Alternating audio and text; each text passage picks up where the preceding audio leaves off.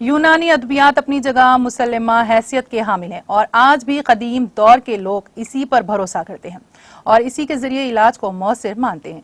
Corona वबा से परेशान मरीजों के लिए भी यूनानी में एक दवा तैयार की गई है जो न सिर्फ कोरोना मरीजों की बढ़ती तादाद पर काबू पाने में मददगार साबित होगी बल्कि उनकी तवानाई में भी इजाफा का सबब बनेगी। इसके साथ साथ ब्लैक फिंग्स के लिए भी ये दवा मददगार साबित की जाती हैं। इस सिलसिले में एक प्रेस कॉन्फ्रेंस से खिताब करते हुए डॉक्टर वी.एस.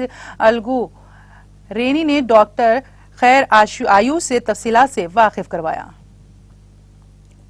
मतलब कोविड आपको ये भी पता होना चाहिए कि कोविड बहुत ज्यादा ब्लड सेल्स को ऊपर कॉन्सेंट्रेट करता है।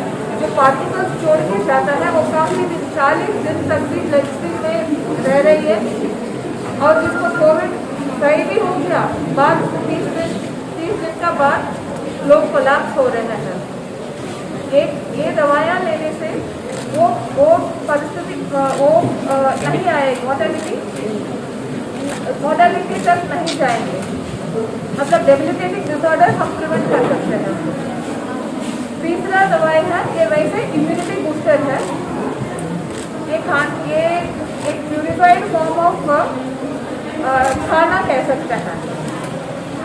जैसा हम खाना खाते हैं ना, इम्यूनिटी के लिए आंवला खाते हैं, हल्दी ज़रूरत ज़्यादा खाते हैं, वो सब ये दवाई में बहुत ऐसा चीज़ें मिक्स्ड है कि जो it is a smallest form of food which is an immunity booster.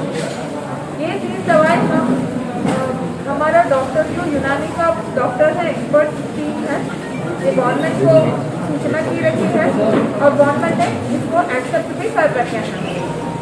तो आज से ये दवाइयाँ यूनानी हमारा निजामिया टिब्बी कॉलेज और जनरल हॉस्पिटल में अवेलेबल होगी।